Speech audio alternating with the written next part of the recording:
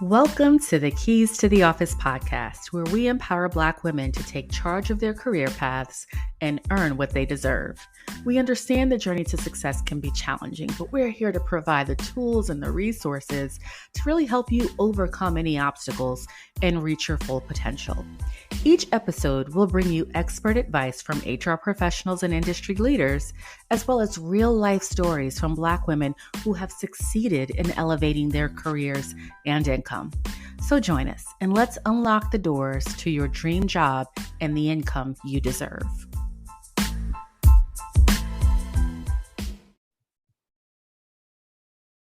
Good morning, good afternoon, good evening, Keys family. We are joined by one of my sisters in my head, right? Certainly a sister in the industry, a sister who's committed to doing the work. A sister who knows her stuff about financial services. And as you all know, my roots are deep in that space. So it's none other than Ms. Dana Wilson, founder and CEO of CHIP. And if you haven't heard of it, where have you been? But it's changing how individuals prosper. We're going to dive into all of that, but she's bringing well over a decade, probably closer to 15 years of experience in the industry. Recognition after recognition. I know she was in investment news, See It Be It role model, like the list goes on, trailblazer for Black women in media. I could keep going, but I'll let her dive into all of that. I'm just honored to have you. So Dana, thank you so much for saying yes when I reached out. No, of course. And thank you for having me. It is always yes. Yes. Awesome. Yeah. Thank you. I appreciate that. No, it's always yes, always good to be seen. Always good to share space with, like-minded individuals and share that passion and that drive for wanting to see change. So I appreciate you. So thank you. Thank you. I'm going to try not to fangirl too much, but let's dive in. I shared a little bit about who you are, but tell us, a little more detail, who you are, what you do. Yeah, absolutely. So I guess on the surface and paper, I am the CEO and founder of CHIP, which stands for Changing How Individuals Prosper. So our goal is to help individuals be able to build and scale their financial team. And what we mean by financial team is just having their, financial advisor, maybe their planner, their coach, their accountant, and tax professional, really making sure that they have that well-rounded squad behind them so that they can do and really execute all the things that are needed in their life. And that could come across in various ways within their journey. But I feel like, a lot of wealthy people have teams and we should all have teams. Like, why don't we?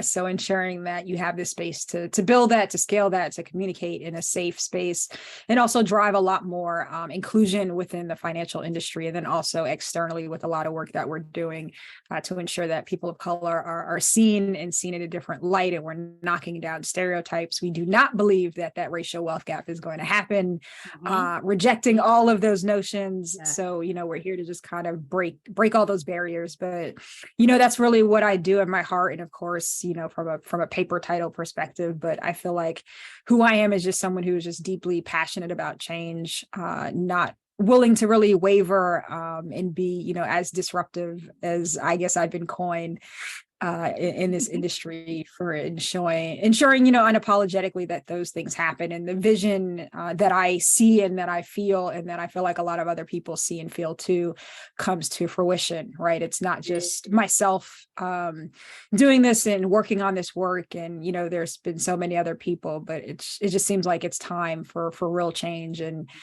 sitting alongside a bunch of other amazing individuals in the industry just gives me, breathes life into me, right? People have to walk first and then you're kind of walking behind them like, I'm here too, I'm coming. Yes. And, we all start doing this together. So it's amazing. I love it. It's going to take a number of us, right? Oh, yes, absolutely. It's an entire village. Doing the work that needs to be done. For far too long, this industry has not been representative of us. We haven't seen ourselves in this space. And as we, earn more, right, buying power, so forth and so on, different reasons, but definitely need to have what do we call it? A board of advisors, right? We need to be able to sit across the table from people who look like us when it comes to that advice. So I get excited about it. But like, where did this come from for you, right? Like, talk to me a little bit about, let's rewind the clock. What did you want to be when you grew up? Mm. I wanted to be, so I loved playing with Legos. I loved to just build things. I love to create and build. I mean, it was always fun to use the little map and the thing that it came with, but I just love the box of Legos, and you just build whatever is in your brain. And sometimes you just don't even know what that is. Mm. So I was always building like these different little houses, or just, whatever I felt was in my creative spirit. So I guess that would have led me maybe into architecture. But then I was also a very big astronomy nerd. I loved learning about space, and I still do. Like that's a big part of me and in my leisure time. And I could literally sit and just stare at the stars. And I'm always, I'm the person who will sit down on the couch and watch all of the Cosmo episodes on Netflix, and anything that is related to astronomy that comes on TV, I am watching it. And as I got older, there was a small stint who wanted to be a detective. And that was when it was in the 90s and New York Undercover was on. And I was totally addicted to that show. That's all I wanted to do, because I thought it was just, a really cool job helping people. But then they also got to wear their own clothes. And that was the part that sold me. They get to do this, wear their own clothes. They just seem so cool. But of course it was TV. And I realized you have to do all these other things before you get to be a detective. And then that went nowhere. And here I am. Here you are. That's so funny. Yeah. Oh my God. So funny. Let me tell you this. So when you mentioned building with the Lego, I thought that explains the work in the startup space, right? Like the mentorship and all that. I was like, yeah, that totally makes sense. I didn't think about architecture. I immediately went to businesses. Yeah, but that's the thing too. It's like at that time, like I don't think that was really bred into me as far as like what a business person did or what an entrepreneur it was more career focused. But now having the language to look back and like, okay, that makes sense why I love to do those things, play with Legos and kinetics and that type of stuff. You're right. And I think that, and not to like dive too deep into that right now, but I want to, because it's top of mind. So many of us did not have the language. I often ask, okay, well, what did you want to be when you grew up?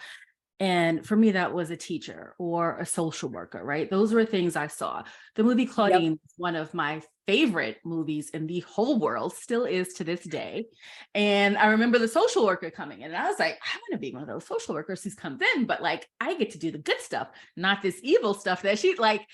I thought about that because that is what I saw. Those were the conversations taking place in the house, in the community. Who knew that there was this world out there, right? Yeah, there was this whole other world that was like really cool, really undefined. I think that's kind of the base layer of it, right? Like there's really no definition or rule book to what entrepreneurship looks like. It kind of looks the way you make it in the time frame that you make it in, and no one's journey is going to be able to be replicated in any way, right? No one founder's journey, no one, even the founder's journey personally and professionally, right? There's things that are just going to align for very particular people in very particular moments, right? Like stuff has to be ready to be received when things happen. And sometimes that's a part of it too, with a lot of grace and grit, like that you come into it, that you're building it just personally, and that fortitude to move forward when things are hard. So, but yeah, I was like, it didn't have that language. And it's funny because I was talking on a call earlier, and we were talking about kind of coding too. And it's like, when I was in college, that's when kind of Facebook came out. But prior to that, there was Black Planet and all these other in MySpace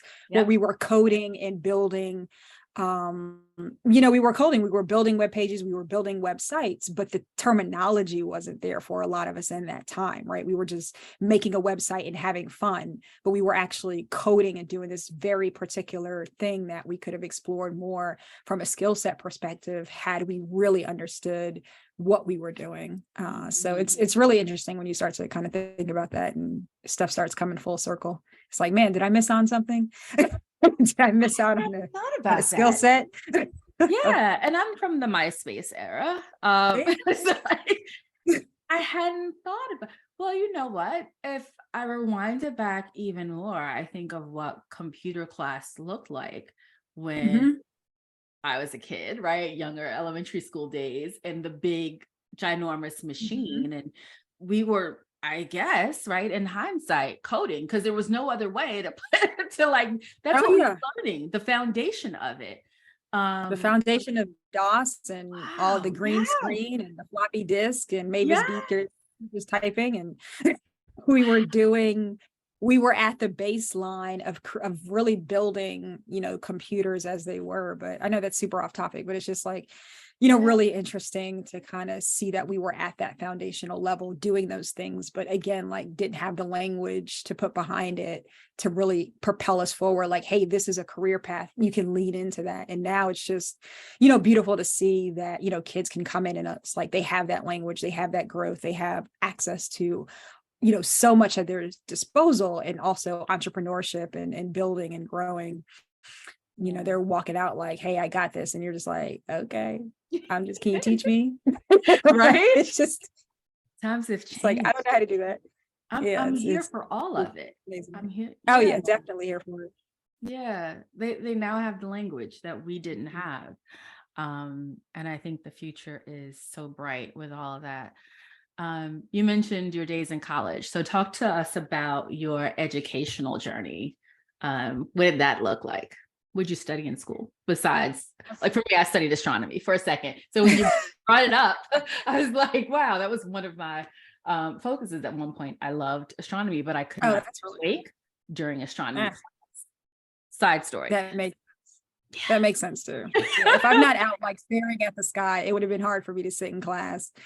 Yeah. I mean, it would have had some balances because there would have been some times where I'm just like, okay, are we going outside tonight? Yeah. Yeah. No, I was.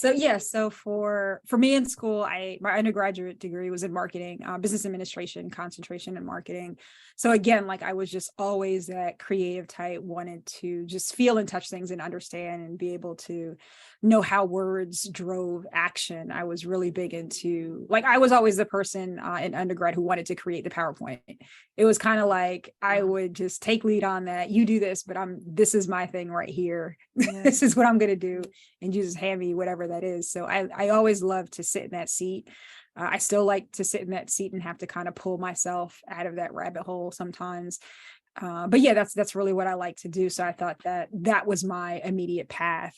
And at the time, and sometimes I wish I had kind of finished this out, but I had started taking a lot of poli-sci classes. I really got interested in political science and thought at least the first couple classes that I was taking were really interesting.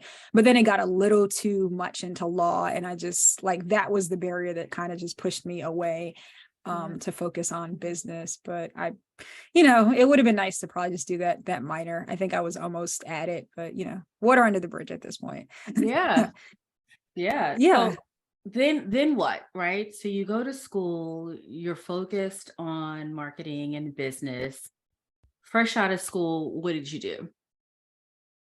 I ended up getting a job probably 2 weeks after I finished. I was Wow. probably one of maybe my first friends to immediately start working, which was an interesting transition coming out of college. And then, I remember I went to college in North Carolina. I went to at HBCU. I went to North Mhm. Carolina Central University. So shout out Yay. to all of my fellow Eagle alum, proud HBCU Yes. graduate. And yeah, I grew up from northern New Jersey, so I came back up for the summer for about literally maybe 2.5 weeks, and then was right back down there to start working, which Oh, again wow. was a transition in itself to just get your mind away from that undergraduate life where you're just used to staying up and all the things, and now you have Mhm. to actually start adulting and going to work on time and actually staying awake at work, and you can't stay up late. Yes, So, yes. uh, Life, yeah, so right? just kind of, yeah, the life, right? So, yeah, it was kind of moving from that transitional space into a career in banking. And I ended up doing that because one of our last career fairs prior to FIT graduation, we had the SunTrust booth was there, and Mm. my career counselor at the time was like, "Hey, why don't you drop your resume off at the SunTrust booth," which is now Truist. And I was just like, "Well, why do you want me to do that?" We had this entire conversation about how, I wanted to go into marketing and advertising, and, pharmaceutical sales was also really big at that time as Wow. well when I Yeah. finished. So I was in the Raleigh-Durham area. So my big thing was like, I wanted to work at Glaxo if I was if I was going into that, because Mm-hmm. that's what it was in that moment. Yep. But I dropped my resume off and they called, and I was just like, okay, well, I'll take this for now. And, here I am 16, 17 years later. But I think for me, it was about the reinvention in this industry. So I Yeah. graduated and went straight into banking. Wow. Wow. So I hear that sometimes, but I don't hear that people stay as long as you did for a number of reasons, right? In part, not seeing themselves in those spaces, not feeling like the mentorship is there. Mhm. And then also, sometimes the thought that financial services is slimy, salesy, like we could keep going, right?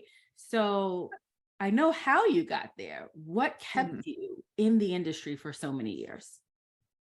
Yeah, for me, it was the reinvention of not just myself, but of how I viewed and saw the industry, and the Mm, roles that I, decided to step into, and the leaps I took to just keep pushing the bar for myself personally and professionally.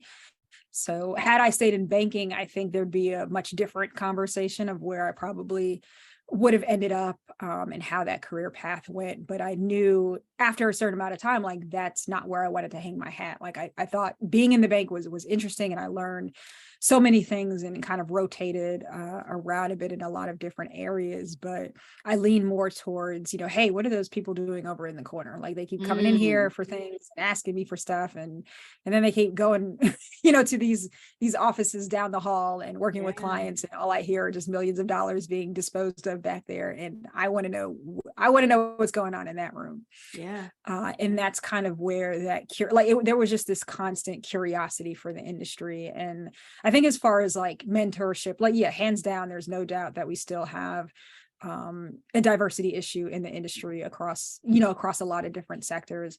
But I think for myself, it was just important for me to seek out very specific people. And that was, agnostic from a cultural perspective. Like I could say that if I look back on my career, even up until now, I've had some really great people who just kind of took me under their wing. And but you really have to put in the work to find those individuals. So it's like it's there, but you have to put the work in to find it, right? It's not in your face. When I was in the bank branch, there was a lot more inclusivity around that, right? Because you're in the branch, it's trying to be more so reflective of the town that you're in and the people to a certain degree. And then once I kind of started knocking on the door of wealth management, it was like, okay, I am the yeah, only woman in here, or all the women are in support roles. Why are they only in support roles? Where are all the Black and brown people? So, you kind of have that, like, what's going on? Look, I grew up in a very diverse area in Jersey, and then I went to an HBCU. So I had all of these different cultural perspectives going on, and then you're thrust into a world where you just don't see any of that, right? So you're constantly kind of looking for yourself.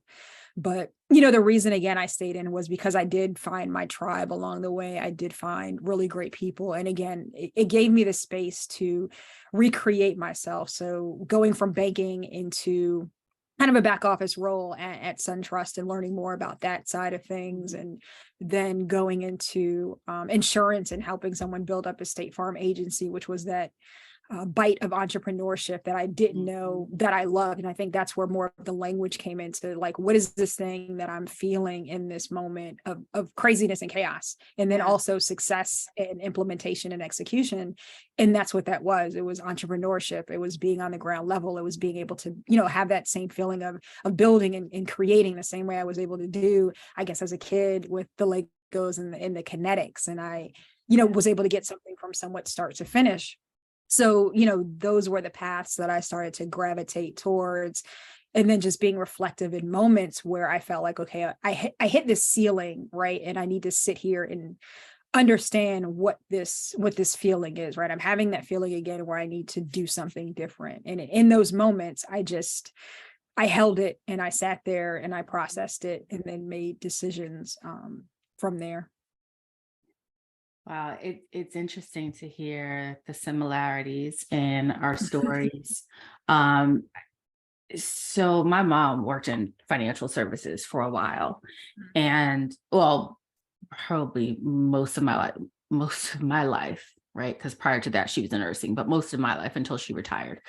So like I heard little bits and pieces of it. She worked for a trust company. I heard little bits and pieces of what it was like, but she was back office, right? And so it seemed natural for me to, I lived in Midtown or lived uptown, worked in Midtown, New York, worked for this accountant. And the people coming in and out, they all had so much money. And, I'm sitting there as the receptionist and I was like, So when I relocated to Carolina, I was like, I am going to, no, it was actually before going into financial services, right? I'm going to figure this thing out. I'm going to start making more money. And my first job in the industry, I want to say, was First Union Securities. So they no longer exist, but I did back office stuff. And the more I did it, the more I was like, who are these people making this money? Right? Like, who is this? So like I keep doing it and I stay in back office and I eventually decide to do a broker support sort of position for B of A. And I go get my Series 6. And I was like, holy wow, this is opening up so much, but I'm still the only one in the room. Now I'm really the only one in the room. Once I get the 63 and I go to relationship management, and I was like, this is ridiculous that there aren't more people on this side where the money is being made, right? Where the money resides. It's the first thing that came to mind. There aren't more people here. Yes, that part, where the money resides. Where the money resides. But people don't know. I realized that, rephrase. So there's part of it that's the lack of awareness, right? You don't know what you don't know. What you see is, in the bank, the teller, the, client service representative, those people look like us. But like you mentioned, there are those offices down the hall and that person that's sitting at that desk, there's so much more to it. So for a second, while we're here, let's talk about the difference, right? And I want you to kind of dig into this a little more because you've made the distinction between banking and wealth management.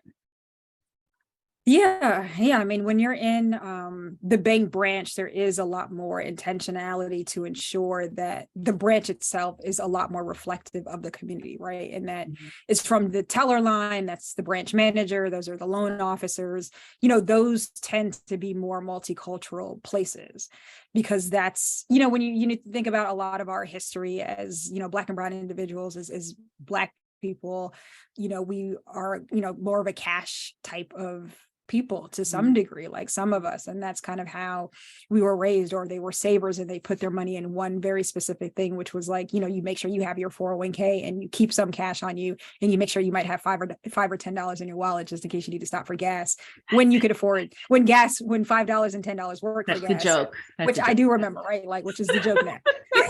which if that's all you have in your emergency wallet, you're going nowhere, right? You can't even Pretty get much. eggs, which a whole other conversation. Stop. Oh my goodness. I know. It's painful. Stop. Stop. Praying for the egg. I had to go there. I'm sorry. R.I.P. to the eggs. Yes.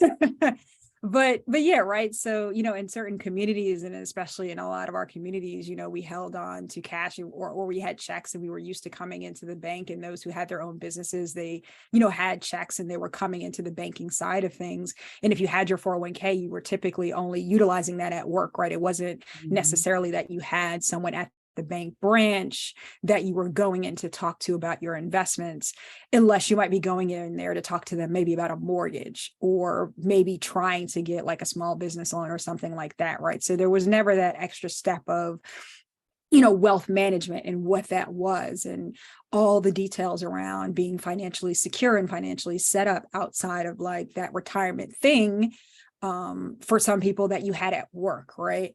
We again didn't necessarily have all of the language, all of the exposure. And then when you couple all of our history in the multitude of ways that we, don't even have time to get into, with the fact that you don't see people who look like you or really understand your culture, your values, or you feel respected or seen, and, not kind of felt like you don't belong here, right? That puts a lot of barriers and bridges to someone either working in that environment or wanting to go back and see what's in that corner office, right? There's a lot of conversations that are kind of happening in between there.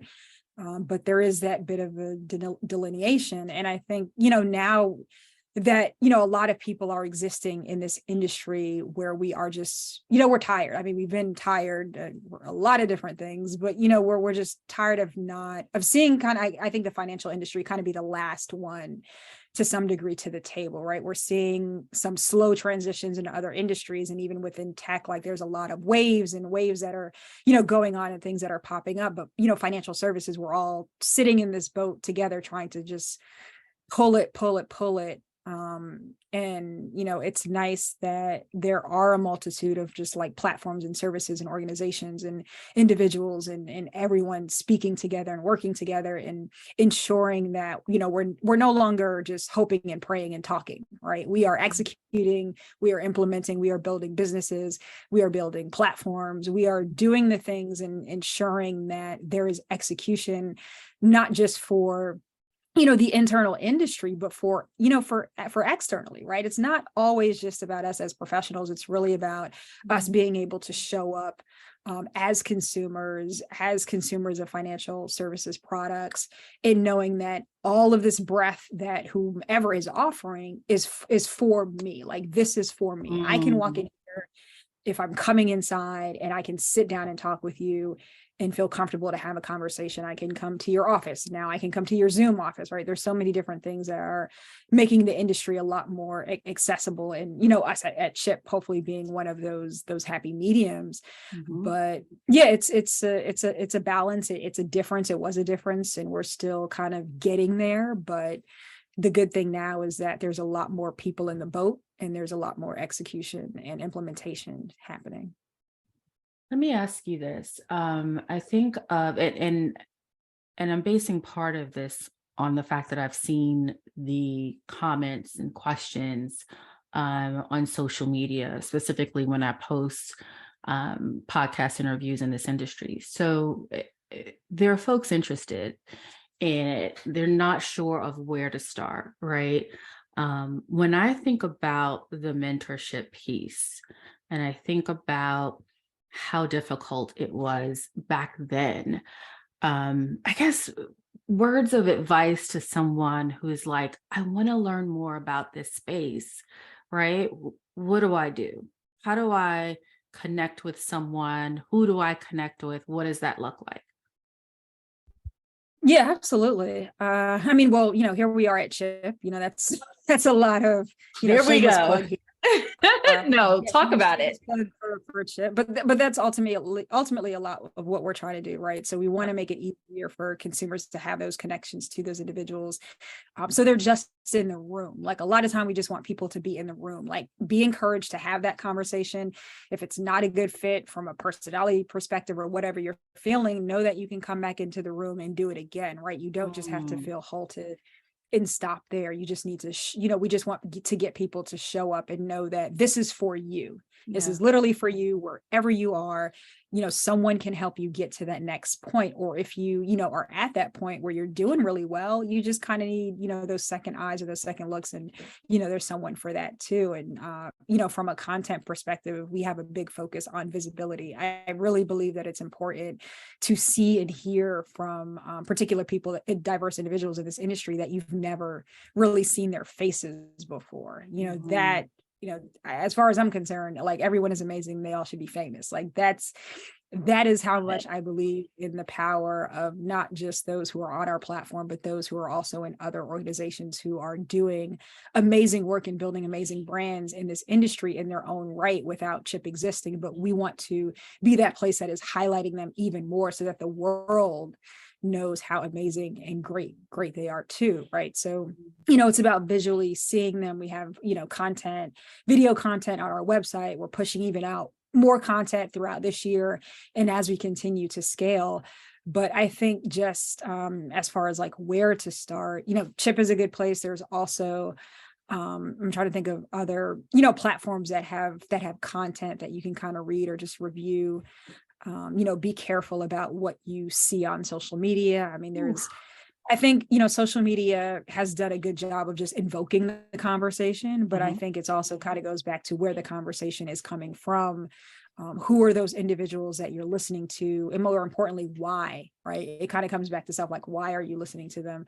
What is the thing that you are trying to do for your life, and cut everyone else out and the noise around you, because your decisions, what you feel, social media is for show, right? People are showing it's show and tell. Like that's literally all it is. Yep. Yeah. And I feel like we forget that sometimes. So it's kind of coming back to center and understanding, what are you trying to do for your life? What's your baseline? What are your goals? And then coupling up that with your financial goals, and then sourcing out content in individuals that are credible and a little bit more reliable and licensed, and ensuring that is, those things are important. But yeah, I mean, I feel like there's a lot of financial content information out there. And I think that's also possibly part of the problem. There's so much stuff, it's just overwhelming, right? It's paralyzing. Yeah. But we're hoping to, not make it so paralyzing and partner with other partners in the industry to ensure that that's not the case. Yeah. Yeah. Licensed. That's mission critical. Yeah. Right. Yes. In a lot of ways. Yeah. And we can all obtain said licenses. I think about the work that went into me getting my first one. And I was like, whoo, this is talk about it. Like sleepless nights, the literal tears. Oh, yes. All of that. Yes. All of that. On the other side of it, wow. Oh yeah. On the other side of it, it was totally worth it. I mean, I remember, studying for my 7 was painful. And then I was also like working. So I was up like early in the morning and I would study. I wasn't able to really study at work, but I had this like random notepad I would take with me everywhere. I mean, everywhere. So I would, no matter what I was doing, if I had downtime, it was this little like flip notepad. I would just run through just memorization. It was insane, to where I was literally eating and breathing that stuff and could spit everything out. Just, someone could snap their fingers and I would just like run through something. Snap their fingers. Yeah, literally. I was literally on autopilot, could fall asleep and snap. And I would just start spitting out all of this financial jargon. It was probably very sad time in my life. But it paid off. But that's, it paid off. And it's like, once you get through the other side of things, and it's just like anything else, right? It's anything else when you set a goal and you need to stick to that goal, hold yourself accountable, get other people around you to hold yourself accountable so that you can, finish out that goal in whatever way it looks, right? So if this is, an industry path that you want to be in, yes, there's a lot of work that you're going to do. Yes, there's reading and studying, depending on the licenses that you want to get, but it's doable. It's an industry that anyone can really excel in if they have the passion, drive for it, and that desire to want to help people succeed in so many different ways, and also just learn so much about yourself and the skill sets that you didn't even know that you had. You're able to pull from and build on in a lot of different ways. And then share that information with the community, right? And then share it back. That's it. You mentioned it being doable, and I think beyond that, it's necessary, right? Like we as a community need more of us in this space, doing this work, having these conversations, and for so many reasons, right? I could just go on and on as to why this is important. But I'm thinking about the college student sitting here now listening, and they're like, okay, I'm going to do it. I'm going to do it. Now what? What do I do now? Now, Yeah. What do I do now? promote. Like, where do I start? Dana is saying, okay, Chip exists. Do I just call Chip? Who's Chip? So, right. There's a Oh yeah, yes. I'm putting myself Oh yeah, there's in the 16-year-old there's a lot question. of things. Yeah, sorry, go ahead. No. I was gonna say, yeah, there's definitely a lot of like steps depending on where you are. If you're, first time, college grad and you're getting that first paycheck and making sure that, if you're at a place that has a 401k, yes, you want to make sure you're maxing that out. If you have any other money on top of that, start saving and investing and thinking about what you want your life to look like and your career to look like. I feel like there's so many different types of opportunities. And, kids at that age are getting into different things, like they're getting into, real estate a lot sooner than we ever probably thought about. And they're, setting those goals and buying houses earlier and earlier. And, that's a path towards wealth and stability as well, that a lot of people just didn't necessarily have because the access and the information was not there. So it's about, doing that planning, maxing out what you can. You have HSAs and stuff that you have access to probably in that first particular job, but take the time to really understand all that you have access to. Because sometimes, we get in these roles, we're signing all the paper, we're checking all the things, and you set it and forget it, and you really don't look at it. It's like, did you check the appropriate boxes for your 401k? Is it too conservative for, maybe what you did last year and now you kind of want to change it? Just taking those moments to do that, to reallocate, to come to Chip and find a professional who can kind of help you walk through what you should be doing. There's a lot of that too. If your goal is, hey, I want to, start working here for a year, save up, buy an investment property. Maybe it's not a primary home. Maybe it's just an investment property. Making sure that you're setting yourself up to be able to do that.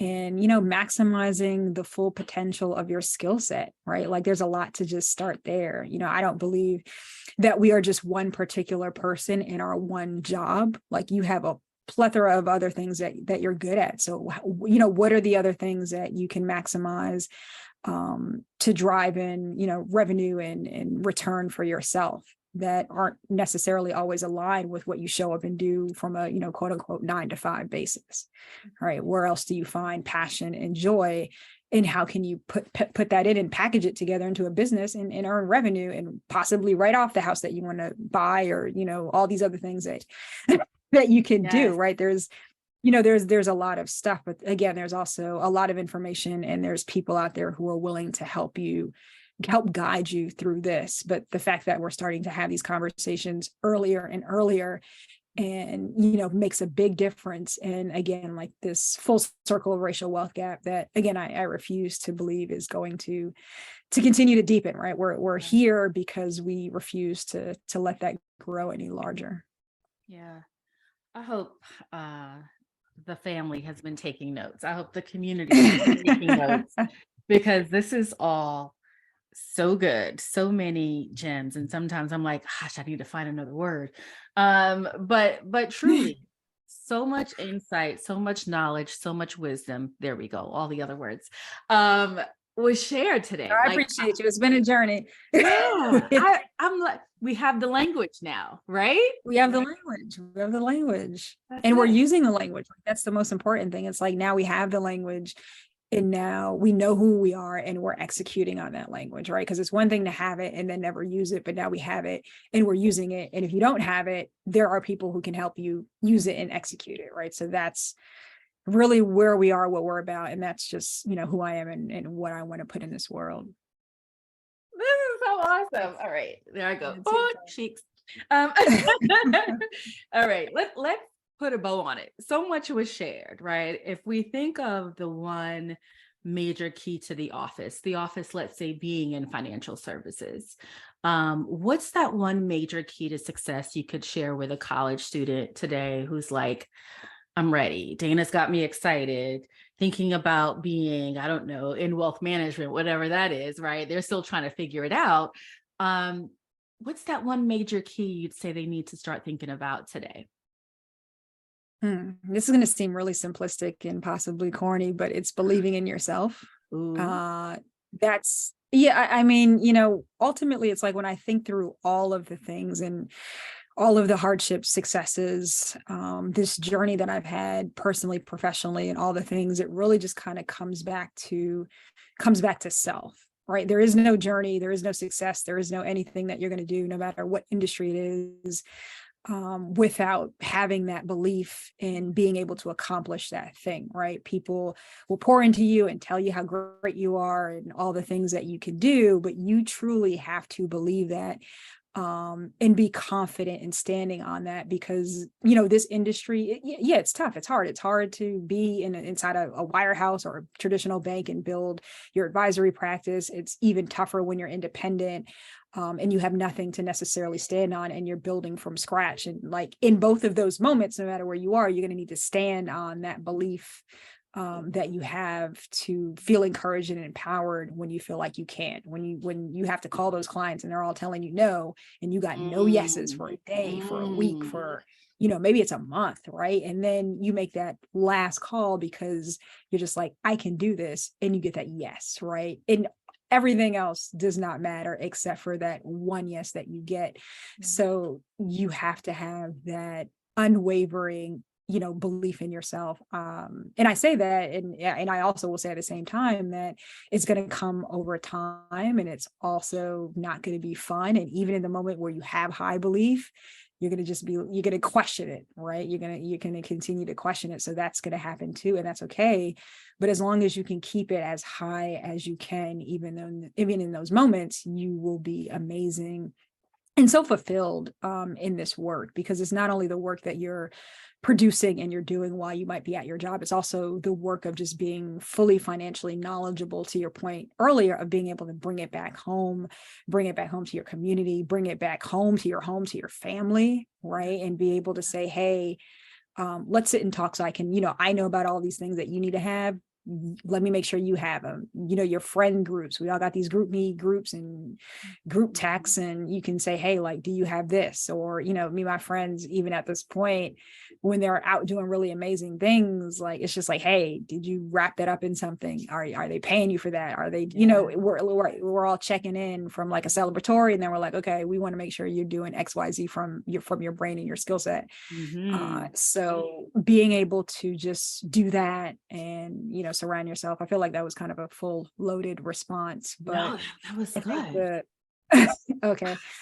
I think the crust and the core of it is just having that inner solid foundation, because everything else to some degree was meant to break you. But it doesn't have to. So lead with that. All of that. I felt all of that. Believe in yourself. I felt it too. It's just like, man, it's a Yeah. journey. It's a fulfilling, amazing journey in this space, and not feeling like what you see is always what it is, right? You can make this wealth management industry, banking industry, wherever you feel like your strong suit is, fintech, you know, different areas of financial services, make it your own. And build it out how you want to, and find your tribe, because you will. So that's good too. Bring your full self and make it your own, right? You bring your full self. so much value to add to someone, to a community. Like, you need to be you in order to do that in its most authentic way. This has been good. You have to. I mean, when I like, and it's funny too, because now that I say that, it's like, I think back when I first started working in banking, and, you know, my marketing degree, in my marketing background and creative background, would not let me just be. And it was all, it was in me. I breathed it, I lived it. So when I got into the bank and I saw all these, like, you know, marketing material, I'm just like, oh, this is not where it's at.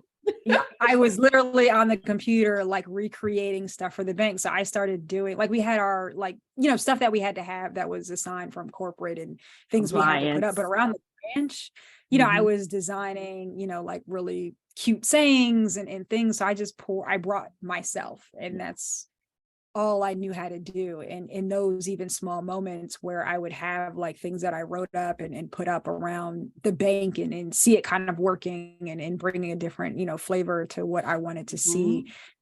It also just helped me deepen my confidence, deepen my belief in myself, deepen that skill set of branding and building. And, all of that leads strategically into the things that you don't even realize you're doing, right? So just coming in, making it your own. And it also, being in environments where it's appreciated too. Like there's a whole flip side to this conversation.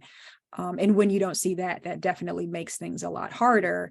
But that also tells you whether or not you may or may not want to stay there, right? So being able to push and live in that authenticity will tell you a lot more very quickly than you waiting, years and years and years to get to that point.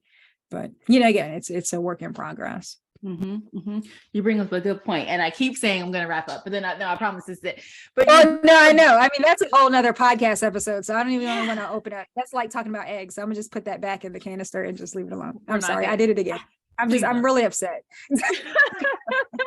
I haven't had scrambled eggs in like, I think they were like $4.50, and I was like, what? No, what? Listen, waiting for the price to go back down. Just kidding.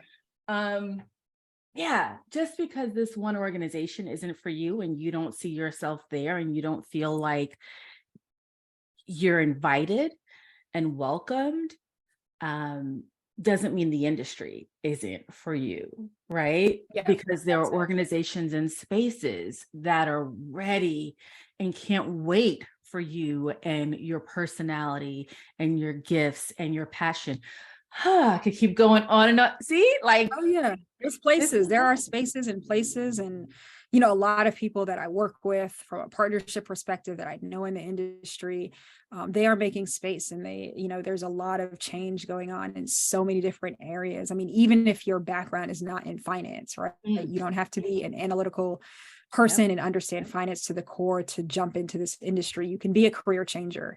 You could come from a 20-year career and hop into this industry because you're passionate about it and not miss a beat, and actually be ahead of the game in some ways, because you have this whole other part of you that you can tap into depending upon what you're trying to do, right? There's tech roles, there's marketing roles, like there's so many spaces that you can fill up in this industry. So it's, don't run away from it. Don't stereotype it as just a numbers place for numbers people. I am by far the anti-finance person, not that person, although I find it interesting and gravitated toward it with the other side of my brain that just dove into it. But you don't have to come from that space, right? You can learn that space along the way and dive yourself into it in a, more just not the most aggressive type of way, right? So there's something for everyone in this industry, and I think it is the perfect time. Like if there was any time to get in this industry, this is the time. This is truly the time to just step your foot in, see how it feels, and let it take flight. How can we find you? How can we support you? How can we get support from you? Where do we find Chip, and to learn more about it? Like, talk to us a little bit about the connection piece from here, because the conversation was awesome and I want to ensure it doesn't stop here. Yeah, absolutely. So, getting to Chip, you can go to chipprofessionals.com. We're in the process of really doing some exciting reintroductions of our company. So that'll be happening in the next month or two. So there's a lot of really amazing stuff happening, but for now you can still go to the website. You can still fill out our forms, whether you're a consumer looking for someone, or if you're a financial professional. There's a lot coming to our platform. So again, that's chipprofessionals.com. You can also find us on Instagram, Facebook at Chip Professionals. You can find me, feel free to connect with me on LinkedIn at Dana L. Wilson. Make sure you have the L in there. I tried to kind of do some separation, make it easier for people to find me. You can also find me at danadisrupts.com. Awesome. Dana, thank you. Congratulations on all of this. No, thank you. Like I watch you, kind of stalkerish, but maybe not. I mean, borderline, whatever. Uh, Congratulations on all of this success, and I will continue to watch, and I will continue to offer support and whatever I can do to continue to see Chip really take off, and spread its wings in the community. So, congratulations! I'm like I said, fangirling, almost speechless, but you can't be speechless and conduct a podcast episode. So there you have that. I don't know that, there's, I feel like there's room for that too. There could just be one where people just like stare at each other and then smile and laugh. Like right? that could be a whole thing. Like, there's all sorts of random stuff. It's just like various signs of weirdness. I'm sure there's an audience for that. Yes. But no, I truly appreciate it. Thank you for having me on. This has been a great conversation. So I look forward to hopefully, coming back. So thank you. And thank you for all the work that you do. Thank you. Talk to you soon. All right.